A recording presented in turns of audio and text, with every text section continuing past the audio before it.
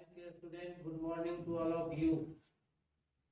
अब हम बायोलॉजी का जो चैप्टर 3 है, तीसरा, डाइवर्सिटी इन ऑर्गेनिज्म का पार्ट 1 पढ़ाए थे, जिसमें हमने बताया था कि इनके किस आधार पे जीव जंतुओं को क्लासिफिकेशन किया गया है, उनको अलग अलग समूहों में रखा गया है, कौन से लक्षण को देखकर जानकर उनको क्लासिफिकेशन किया गया था। तो वो जो चैप्टर था वो एक तरह का इंट्रोडक्शन था, जिसमें हमने प्लांट किंगडम तक की बात बताई थी। याद कीजिए आप लोग, Thallophyta, bryophyta, pteridophyta, angiosperm, gymnosperm, ये सब चीजें हमने उस दिन पढ़ाया था पिछली बार। अब हमारा पार्ट 2 है, इसके बाद पार्ट 3 होगा। बायोलॉजी का ये सबसे ज्यादा एक्सटेंसिव सिलेबस है, इसमें चैप्टर है। अगर आप एनसीईआरटी की बुक देखेंगे तो बहुत संक्षिप्त में इसको समाप्त किया गया है। वहीं एस चांद की बुक को देखेंगे तो बड़ा एक्सटेंड फैला हुआ है, विस्तृत है ये चैप्टर। हमने कोशिश किया है इसको न ज्यादा एक्सटेंसिव बनाया जाए और न ज्यादा शॉर्ट बनाया जाए, बीच का लिया है और उसी के अनुसार आपको बता रहे हैं। पोरीफेरा, इसमें कई फाइलम आएंगे अभी, जैसे पोरीफेरा है, सिलेंड्रेटा है, टीनोफोरा है, प्लेटीहेलमिन्थस है। इसके बाद प्लेटीहेलमिन्थस के बाद इसमें आ जाएगा नेमाटोडा है, एनेलिडा है, आर्थ्रोपोडा है, मोलस्का है, एकाइनोडर्मेटा है, हेमिकॉर्डेटा है। इतने फाइलम के बारे में हमें जानना है।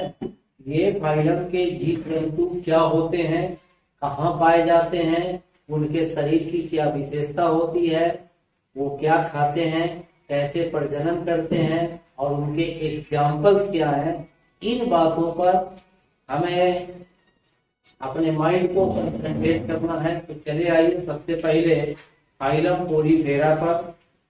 ये जो जंतु होते हैं फाइलम पोरीफेरा के, ये जंतु ज्यादातर मोस्टली मेराइन कहें या मोस्टली एक्वेटिक कहें, इसका मतलब होता है कि ये जल में पाए जाते हैं। अब जल भी कई तरीके का हो सकता है, समुद्र का जल होगा और नदी, तालाब, पोखर, झील का जल होगा। तो एक्वेटिक में तो ये दोनों आ गए, लेकिन अगर कोई जंतु बिल्कुल समुद्र में पाया जाता है तो उसके लिए हम लोग कहेंगे they are commonly found in sea water या मोस्टली मेराइन, या उसको मेराइन कर सकते हैं। तो ये मेराइन होते हैं ज्यादातर जंतु। इनके शरीर पर, बॉडी पे छोटे छोटे छिद्र होते हैं। उन छिद्रों को ओस्टिया कहा जाता है और ये छोटे छिद्र ओस्टिया कहलाते हैं। इनमें कैनाल सिस्टम है, मतलब इनके शरीर में बहुत सारी नलियां हैं। उसी नली के द्वारा पानी आता है, भोजन आता है, ऑक्सीजन आता है और ये अपने काम की चीज को लेते भी हैं और जो फालतू चीज है उसको वापस लौटाते भी है। तो इसी को हम लोग कहते हैं कैनाल सिस्टम। तो इस जंतुओं के शरीर में कैनाल सिस्टम पाया जाता है। इनके शरीर में एक स्पेशल कॉलर्ड सेल होता है, उस कॉलर्ड सेल को कोइनोसाइट कहा जाता है। ये सब जंतु समुद्र में पाए जाते हैं। ज्यादातर ये फिक्स भी होते हैं कि जिस चीज से चिपके रहते हैं। स्मार्ट क्लास में भी दिखाया जाएगा कि ये जंतु क्या होते हैं। तो यही सब इनका मेन कैरेक्टर है, मेन चीज है इनमें कैनाल सिस्टम पाया जाना। कैनाल सिस्टम के द्वारा इनमें पानी, ऑक्सीजन और फूड चारों तरफ से इनके शरीर में आते हैं। निकलने का रास्ता है ऊपर से है, ओस्कुलम से, उससे वो बाहर निकल जाते हैं। उसी दौरान उनके खाने पीने का जो भी आइटम है, फूड, वो भी आ जाता है, ऑक्सीजन भी आ जाता है। ये सेसाइल होते हैं, मतलब इनमें कोई विशेष अंग नहीं है। ये किसी पत्थर, चट्टान से चिपके रहते हैं और खड़े रहते हैं। इनको आम बोलचाल में स्पंज बोला जाता है। बहुत तरह के स्पंज है दुनिया के अंदर और सब मेराइन जंतु है। कुछ स्पंज का नाम है ल्यूकोसोलेनिया, यूप्लैक्टेला, हाइड्रोमीमा, स्पॉन्जिला और यू स्पॉन्जिया। इसके बाजाबते डायग्राम भी दिए हुए हैं आपके कि किताब के अंदर आपको उसका डायग्राम भी जानना चाहिए, क्योंकि ये जंतु समुद्री है और हम लोग समुद्र के आसपास रहते नहीं है, इसलिए किताब के ही डायग्राम को समझते हुए हमको इसके बारे में जानकारी लेना है। तो ये कैरेक्टर पोरीफेरा का हमने बताया। दूसरा है, इसके बाद है सीलेंट्रेटा। सीलेंट्रेटा का मतलब होता है एक ऐसा जंतु जिसके शरीर के बीचों बीच कैविटी हो। एक कैविटी का मतलब उसको हम लोग बोलते हैं गैस्ट्रोवास्कुलर कैविटी। मतलब जैसे आप बांस देखते हैं तो बांस को अगर काटा जाए तो बीच में एकदम खाली जगह पाया जाता है, उसी तरीके। लेकिन एक बात और है कि बांस में तो खाली जगह है, लेकिन साथ में नोड इंटर नोड भी है। नोड है, ऊपर में बंद होगा, नीचे में बंद होगा, यहाँ पर एक पाइप होगा, हॉलो स्ट्रक्चर होगा। तो जिस जंतु के शरीर के अंदर बीच में एकदम लगातार एक खाली जगह हो, उसी को हम लोग सीलेंट्रेट कहते हैं। इस खाली जगह को सीलेंट्रॉन कहा जाता है।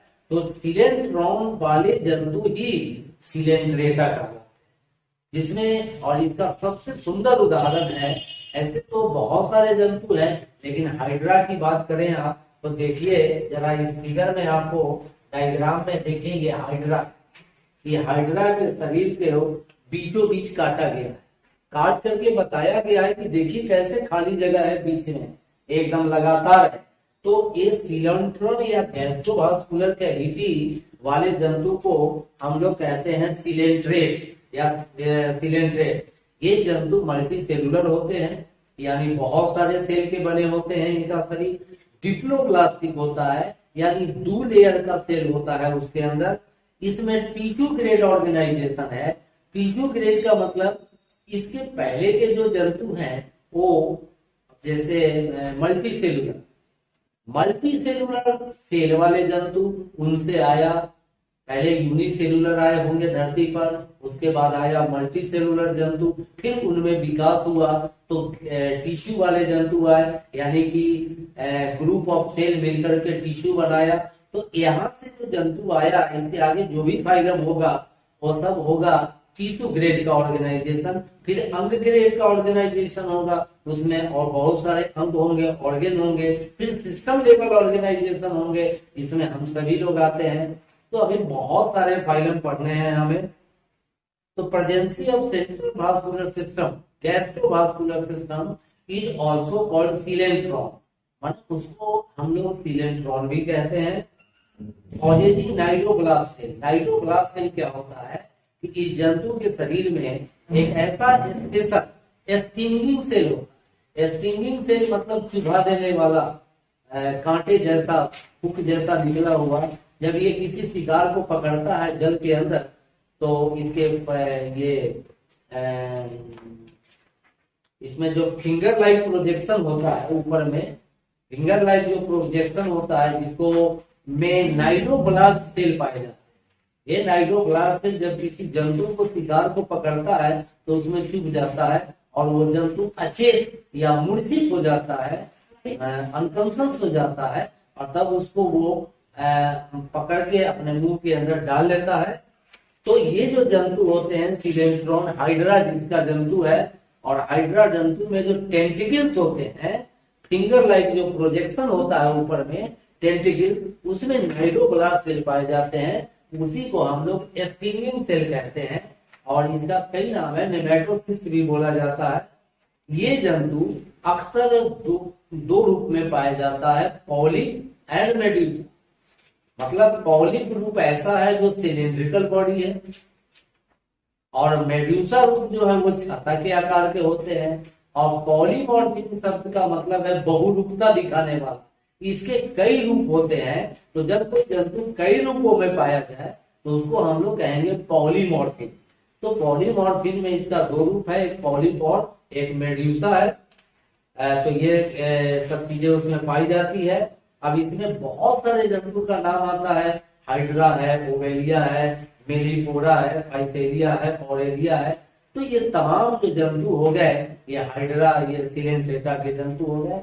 तो इनका जो मेन कैरेक्टर है, हमको कम से कम वो मेन कैरेक्टर याद रखना चाहिए डिप्लोब्लास्टिक का मतलब 2 अस्तर वाले, ट्रिप्लोब्लास्टिक का मतलब 3 अस्तर वाले, सिलोमेट का मतलब एक इलेक्ट्रॉन का पाया जाना है, एसिलोमेट का मतलब बीच में कोई खाली जगह नहीं है। ये उसके बाद बाइलेक्ट्रिकल सिमेट्रिकल का मतलब किसी जंतु को हम 2 बराबर भाग में काट दें तो बाइलेक्ट्रिकल सिमेट्रिकल होगा। तो ये सब जो टर्म्स हैं बायोलॉजी के टर्म्स को का मतलब हमको जानना है ताकि हमको समझने में कोई परेशानी नहीं है।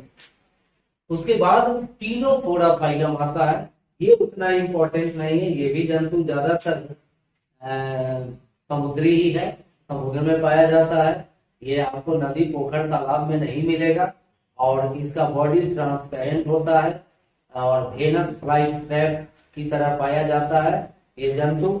और इसके भी उदाहरण है फ्लूरोब्रैकिया, किस्टम और टीनोप्लेना ये सब जंतु है टीनोफोरा का। ये भी इतना इंपॉर्टेंट फाइलम नहीं है, लेकिन अब जो फाइलम आएगा प्लेटीहेलमिंथस, इस जंतु के बारे में जानिए। इस फाइलम के जो जंतु होंगे उनकी खास विशेषता होगी कि ये डॉर्सोवेंट्रली फ्लैटेन, डॉर्सल का मतलब होता है पीठ की तरफ और वेंट्रल का मतलब होता है पेट की तरफ। जैसे आपने कॉकरोच को देखा होगा, तो कॉकरोच जब जमीन पर चलता है तो आप उसका डॉर्सल साइड देख पाते हैं, उसका वेंट्रल साइड नहीं देख पाते। लेकिन कॉकरोच को अगर चिमटा से पकड़ के पलट दिया जाए तब हम उसके पीठ का भाग भी देख सकते हैं। तो पीठ के भाग को बायोलॉजी की भाषा में बोला जाता है डॉर्सल व्यू और पेट के भाग को बोला जाता है वेंट्रल व्यू। तो डॉर्सोवेंट्रली फ्लैटेन प्लेटीहेलमिंथस समुदाय का जो जंतु है वो चपटा होता है, पेट और पीठ मिलकर चपटा होता है, पत्ता जैसा हो सकता है, फीता जैसा हो सकता है, रिबन जैसा हो सकता है। ज्यादातर ये पैरासाइटिक होते हैं, किसी सजीव के शरीर के अंदर पाए जाते हैं, उनमें तरह तरह की बीमारी लाते हैं। लेकिन जल में भी इसके जंतु पाए जा सकते हैं, फ्री भी हो सकते हैं। समूह में रहेंगे तो कॉलोनी कहेंगे, अकेला पाए जाएंगे तो सॉलिटरी बोलेंगे। तो ये सब टर्म की जानकारी आपको रखनी है। तो ये जंतु डॉर्सोवेंट्रली फ्लैटेंड होते हैं, लीफ लाइक हो सकते हैं, रिबन लाइक हो सकते हैं। सक्कर एंड हुक आर प्रेजेंट। सक्कर का मतलब चूसने वाले हैं, हुक माने कांटे होते हैं। तो इनका जो माउथ पार्ट होता है ऊपर का भाग, तो उसमें चूसने वाले अंग होते हैं और किसी अंग से अटैचमेंट करने के लिए हुक लगे होते हैं, जिससे वो आंत की दीवार को पकड़े रखता है और उसी से भोजन प्राप्त करता है। तो ये ज्यादातर परजीवी होते हैं। इसका उदाहरण है पैरासाइटिक मतलब परजीवी, किसी सजीव के अंदर रखे उससे भोजन पोषण प्राप्त करने वाले जो जंतु होंगे वो पैरासाइटिक रहेंगे। और इसका उदाहरण है एपियोला हेपेटिका, जिसको बोला, ये तो उसका साइंटिफिक नेम है। आप बोलचाल की भाषा में इसको हम लोग बोलते हैं लीवर फ्लू। उसके बाद दूसरा ब्लड फ्लू, इसको साइंटिफिक नेम है स्किज़ोफ्रेनिया हेमाटोबियम।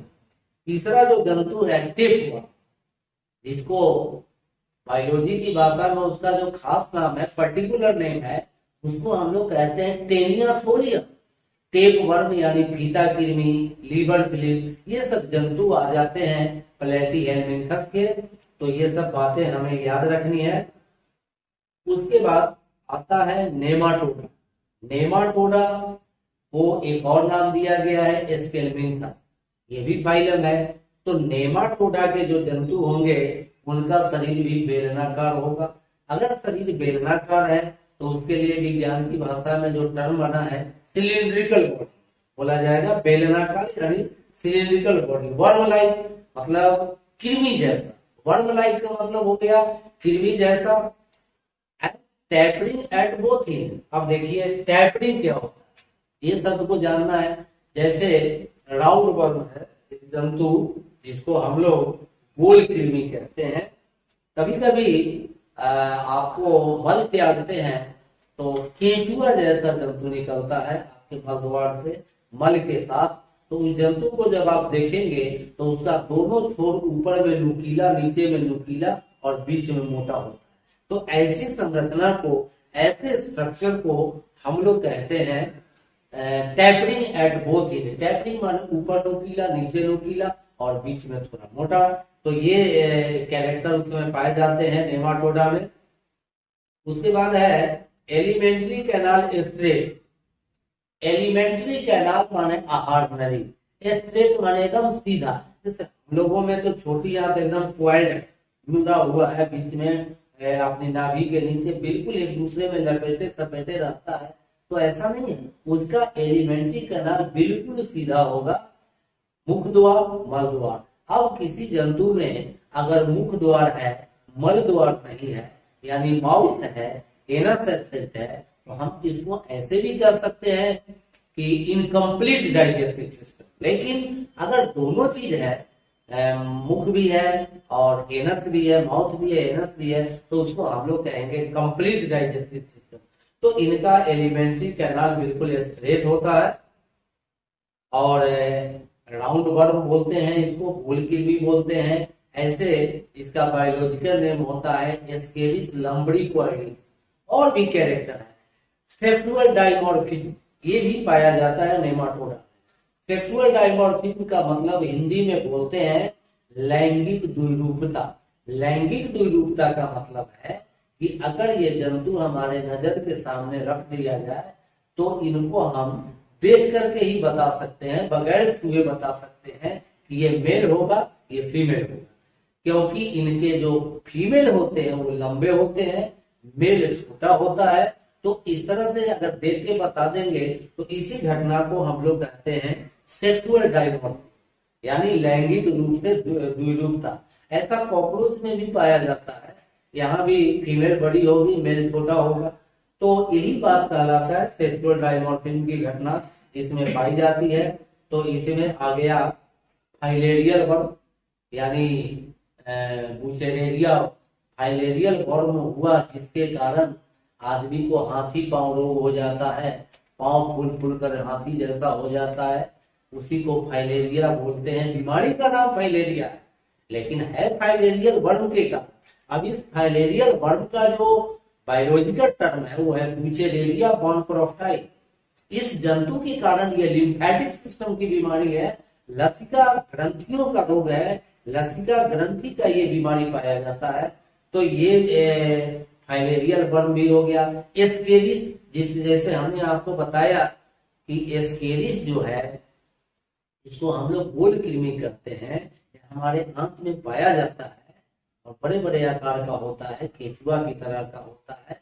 कभी कभी मल द्वार से बाहर निकलता है और पेट में कभी कभी दर्द, इंडाइजेशन वगैरह प्रॉब्लम करता है, तो उसको लोग मारने के लिए एक शीशी आती है, पिपराजिन साइट्रेट का पूरा पिला दिया जाता है रात में खाने के बाद। सुबह ऐसे कृमि मर के मल द्वार से बाहर निकलते हैं। तो एस्केरिस के कारण जो बीमारी होगी उसको बोला जाएगा एस्केरियोसिस। तो उसी को हम लोग राउंड वर्म बोलते हैं। तो ये सब चीजें इसमें पाई जाती है। तो इसके बाद में अब अगला जो है फाइलम, उसका नाम है एनेलिडा। एनेलिडा शब्द का मतलब हो गया कि ये इसका जो जंतु है वो है केचुआ, अर्थवर्म, लीच, जोंक। तो आप समझ रहे हैं कि ये तो जलीय जंतु होंगे, जमीन में बिल बना के भी रह सकते हैं ये जंतु, पानी में भी पाए जाते हैं ये जंतु। इनका लोकोमोटरी ऑर्गन टीका होता है या टीका होता है, एक्सप्रेसिव ऑर्गन इनका नेफ्रेलिया होता है। इनका बॉडी भी सिलिंड्रिकल होता है, बेलनाकार होते हैं, शरीर में छोटे छोटे रिंग पाए जाते हैं, रिंग एनुलस। रिंग मतलब छोटे छोटे रिंग मिलजुल कर एक दूसरे पर, इस तरह से ये बड़े बड़े आकार के जानवर होते हैं। तो ये कहलाया एनेलिडा। और इसका उदाहरण सीधा सीधा है अर्थवर्म, लीच। अर्थवर्म का साइंटिफिक नेम होता है हेरिजिमा और सुमा, और लीच का साइंटिफिक नेम होता है हिरुडिनेरिया। आप जब किताब पढ़ेंगे तो इस सब का आपको साइंटिफिक नेम भी आ जाएगा, और साइंटिफिक नेम भी हमें यदा कदा याद रखना चाहिए, क्योंकि आपको पहले ही बताया जा चुका है कि साइंटिफिक नेम क्यों रखा जाता है। क्योंकि एक ही जानवर के अलग अलग जगह पे अलग अलग नाम हो जाते हैं, लेकिन जब इनको लिखा जाएगा तो एक इंटरनेशनली एक्सेप्टेड नेम जो हुआ वही कहलाता है इसका साइंटिफिक नेम या इसका बायोलॉजिकल नेम। तो जो हमारा कॉमन है, आप पड़ोस में जो जीव जंतु पाए जाते हैं उनका साइंटिफिक नेम कम से कम हमको याद रखना चाहिए। और इसके बाद थोड़ा रेस्ट ले। अब अगला जो फाइलम है बच्चों, उसका नाम है ऑर्थोपोड। आर्थ्रोपोडा में दो शब्द है, एक आर्थो दूसरा है पॉड। आर्थ्रोपोडा जंतु को हिंदी में बोलते हैं संधिपाद प्राणी। संधिपाद प्राणी का मतलब हुआ ऐसा जंतु जिसके पैर आपस में जुटे होंगे, इस टाइप से इनका पैर जुटा होगा, ऐसे छोटे छोटे खंड होंगे पैर के। तो ये इनका चीफ कैरेक्टर है, इसको बोला जाता है ज्वाइंटेड लेग। कीड़े मकोड़ों को आप देख लीजिए, कॉकरोच को भी देख लीजिए, उसके पैर इस तरह से ज्वाइंटेड होंगे। तो ज्वाइंटेड लेग वाले जो जंतु हैं उसको जिस फाइलम में रखा गया है उसका नाम है ऑर्थोपोड। एक और बात है इसके में बारे में, लगभग 9 लाख जातियां पाई जाती है आर्थ्रोपोडा में। 9 लाख जातियां, 9 लाख प्रकार के जीव जंतु इस आर्थ्रोपोडा में का पाया जाता है। इसलिए इसको कहा जाता है largest phylum of animal kingdom. प्राणी जगत का सबसे बड़ा फाइलम है ये। तमाम कीड़े मकोड़े सब इसी में आते हैं, इसी फाइलम में आते हैं। इनके बहुत सारे कैरेक्टर होते हैं, उस कैरेक्टर के बारे में हम आपको बता देते हैं। ये जंतु होते हैं ट्रिप्लोब्लास्टिक, त्रिस्तरीय। इनके जब एम्ब्रियो तैयार होते हैं, एम्ब्रियो भ्रूण, तो उसमें 3 लेयर का होता है सेल का अरेंजमेंट। तो ये जंतु हो गए ट्रिप्लोब्लास्टिक।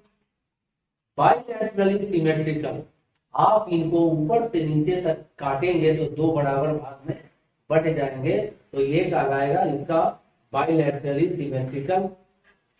इनके शरीर में 3 पार्ट होते हैं, हेड, थॉरेक्स एंड एब्डोमेन।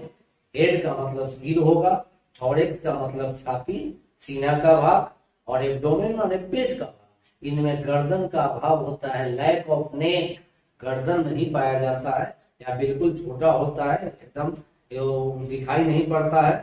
तो आर्थ्रोपोडा है। इसके बाद एलिमेंट्री कैनाल इनमें कंप्लीट है। कंप्लीट शब्द जब हमने कहा तो आप तुरंत समझ गए होंगे कि इसमें माउथ भी होगा और एनस भी होगा, यानी मुख द्वार भी है और मल द्वार भी पाया जाता है। और ये लार्जेस्ट फाइलम है, लगभग 9 लाख जातियां इसमें पाई जाती है। इसका शरीर भी चपटा होता है, ऊपर से नीचे तक चपटा होता है। इस जंतु का जो आंख होता है वो हम लोगों के आंख से थोड़ा अलग होता है। उसका आंख को हम लोग कहते हैं कंपाउंड आई, मोज़ेक विजन। मोज़ेक क्या, फर्श पे दाने दाने दाने दाने बिछाए जाते हैं, मशीन से घसाई होती है, वो चमक देती है। तो जैसे फर्श पे मोज़ेक होता है पत्थरों का, रंग बिरंगे पत्थर छोटे छोटे टुकड़े का, उस तरह की आंखें हैं, उस तरह का उसका दृष्टि है विजन। हम लोगों के जैसा आंख नहीं है इनके अंदर, मोज़ेक विजन होता है, इसमें पाया जाता है। ऐसे आंख को हम लोग कहते हैं कंपाउंड आई। इसमें भी फीमेल बड़ी होगी, मेल छोटा होगा। यूनिसेक्सुअल मतलब अगर मेल फीमेल अलग अलग हो तो उसको यूनिसेक्सुअल बोलेंगे। अगर एक ही जानवर में मेल अंग भी है फीमेल अंग भी है तो उसको हम लोग हर्माफ्रोडाइट बोलते हैं द्विलिंगी। जैसे केचुआ जानवर है, अर्थवर्म में मेल पार्ट भी है और फीमेल पार्ट भी पाया जाता है। तो इसको हम लोग, जैसे फूल में मेल पार्ट भी होता है फीमेल पार्ट भी होता है, तो वहां हम लोग कहते हैं बाइसेक्सुअल फ्लावर। तो और इधर हर्माफ्रोडाइट सब बोलेंगे। तो ये सब कैरेक्टर पाए जाते हैं।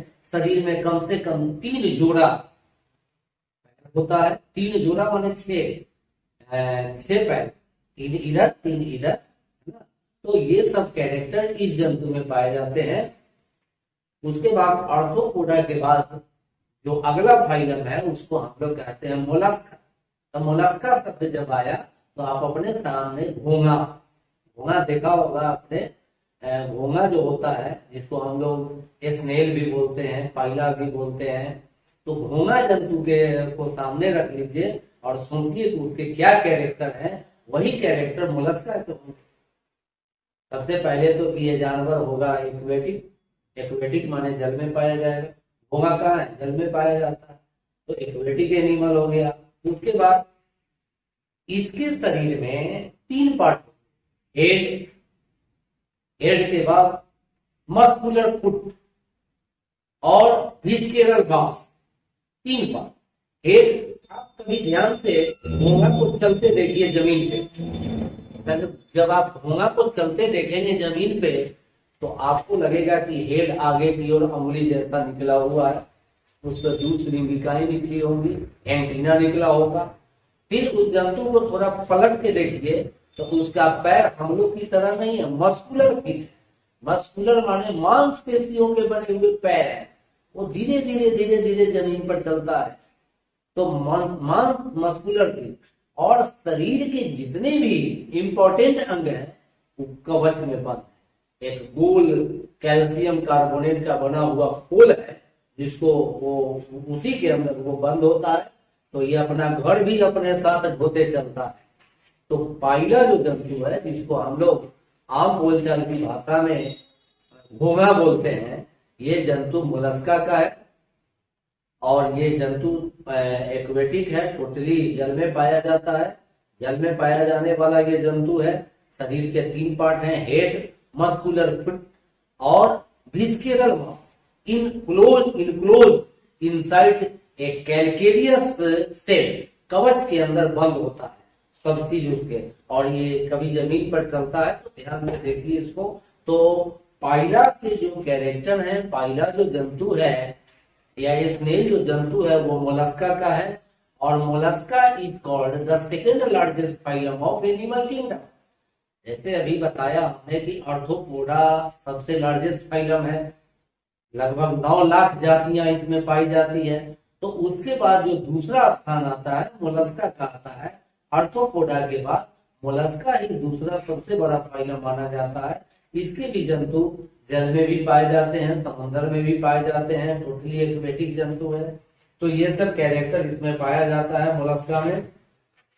इसमें एक्सक्रेशन के लिए कुछ जंतु जमीन पर भी पाए जाते हैं, घोंघा, सितुआ, ये सब जो जंतु है जिसके ऊपर कवच है कैल्शियम कार्बोनेट का, और तो वो सब जंतु मोलस्का में आता है। हमारे शरीर के बहुत सारे अंग उस कवच के अंदर बंद हो जाते हैं। ये जहां भी चलता है अपने घर को ढोते हुए चलता है, इसके पीठ पर इसका घर भी होता है लगा हुआ, उसी को ढोते चलता है। तो ये जंतु कहलाता है मोलस्का फाइलम। इसके बाद आता है एकाइनोडर्मेटा। इकाइनो का मतलब होता है स्पाइनी, कांटेदार, डर्म माने चमड़ी, स्किन। तो जो जंतु के शरीर पे कांटे होंगे वो जंतु इकाइनोडर्मेटा वाले होंगे। ये जंतु कंप्लीटली मेराइन है, पूरी तरह समुद्र में पाया जाता है।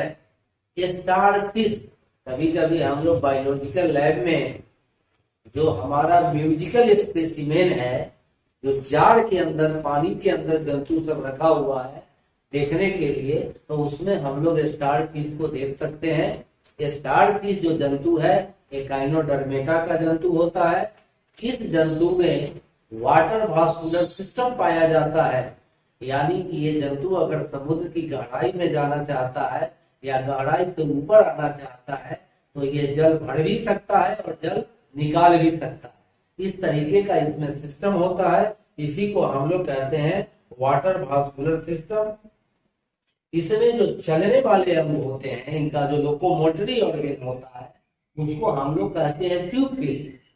तरह तरह के जंतु का अलग अलग लोकोमोटरी ऑर्गन है। जैसे एज फॉर एग्जाम्पल मैं बता दूं आपको, अमीबा का लोकोमोटरी ऑर्गन स्यूडोपोडिया।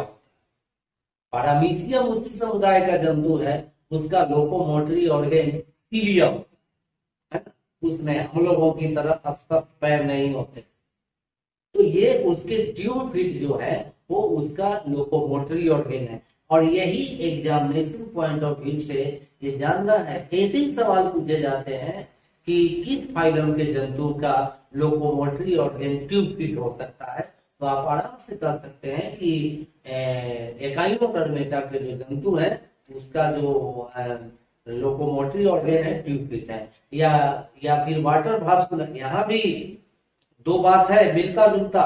जैसे एक है वाटर कैनाल सिस्टम जिसकी चर्चा हमने पूरी पेरा में किया, उसी तरह से वाटर भास्कुलर सिस्टम जिसकी चर्चा एकाइनोडर्मेटा में हो रही है।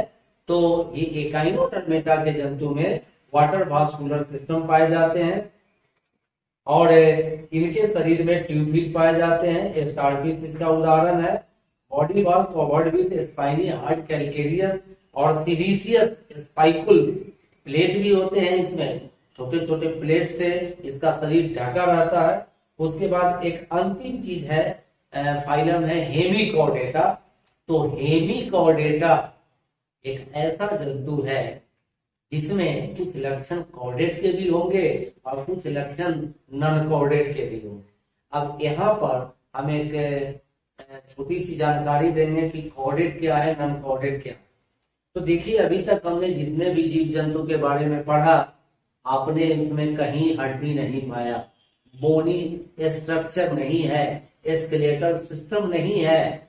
अंदर में जैसे हम लोग के शरीर के अंदर बोन है, खोपड़ी है, डॉर्सोट्यूबुलर नर्व कोड है, ब्रेन क्रेनियम के अंदर बंद है, तो ऐसा कुछ भी इस सब जंतु में नहीं है। तो जिन जंतुओं में ये सब चीज नहीं है उनको हम लोग कहते हैं नॉन कॉर्डेट। तो अभी तक हमने जितना फाइलम पढ़ा वो सब के सब नॉन कॉर्डेट थे। इनमें न कहीं खोपड़ी की हड्डी पाई जाती है, न कहीं ब्रेन बॉक्स पाया जाता है, न इनमें रीढ़ की हड्डी पाई जाती है। हम लोगों की तरफ वर्टिब्रल कॉलमन नहीं पाया जाता है, बोनी स्केलेटन नहीं है, अंदर में हड्डियों का बना हुआ कंकाल नहीं पाया जाता है। तो ऐसे जीव जंतु को हम लोग नॉन कॉर्डेट में रखे और इस नॉन कॉर्डेट में 10 को 11 वो फाइलम है। इस फाइलम को हमने पढ़ा बारी बारी से। इनका जो चीफ कैरेक्टर है उसको हमको याद रखना है। हेमिकॉर्डेटा जो फाइलम है, इस फाइलम के जो जंतु होते हैं इसमें कुछ कैरेक्टर कॉर्डेट के होते हैं, कुछ कैरेक्टर नॉन कॉर्डेट के होते हैं। कुछ जैसे इनमें गिल स्लिट पाया जाता है, कुलोम छिद्र पाया जाता है। तो ये जो कैरेक्टर है इसमें गिल छिद्र का पाया जाना जो कैरेक्टर कहलाया, इसमें ये कैरेक्टर जो है ये कॉर्डेट के कैरेक्टर हो गए। लेकिन इसमें नोटोकॉर्ड नहीं पाया जाता है, तो डोर्सल ट्यूबुलर नर्व कॉर्ड नहीं पाया जाता है। तो इनमें कॉर्डेट और नॉन कॉर्डेट दोनों के कैरेक्टर होते हैं। ये जंतु कंप्लीटली मेराइन होता है, पूरी तरह समुद्र में पाया जाता है। और इसका एग्जाम्पल होता है बलेनोग्लोसम और सेफेलोडिस्कस।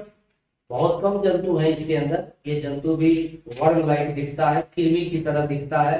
तो आज का जो मेरा चैप्टर था वो नॉन कॉर्डेट के फाइलम हमने पढ़े।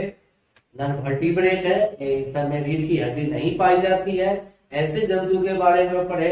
अगला जो हमारा क्लास होगा पार्ट 3 जो होगा उसमें हम लोग स्केलेटन वाले जंतु को पढ़ेंगे, जिसमें हड्डी है, स्केलेटल सिस्टम है, कैल्शियम फॉस्फेट से मिल करके बना हुआ बोन है, ब्रेन बॉक्स है, रीढ़ की हड्डी है, ये डॉर्सल ट्यूबुलर नर्व कॉर्ड है। ये सब जो कैरेक्टर वाले जंतु आएंगे उसको हम अगले पार्ट 3 में पढ़ेंगे। और इस तरीके से आपका डाइवर्सिटी इन ऑर्गेनिज्म वाला चैप्टर समाप्त होगा। एक क्लास और होगी हमारी और उसके बाद ये डाइवर्सिटी समाप्त होगा। फिर आपको असाइनमेंट दिए जाएंगे, असाइनमेंट के अनुसार आप क्वेश्चन आंसर बना के विद्यालय में जमा करेंगे, जहाँ हम बच्चे। Thank you.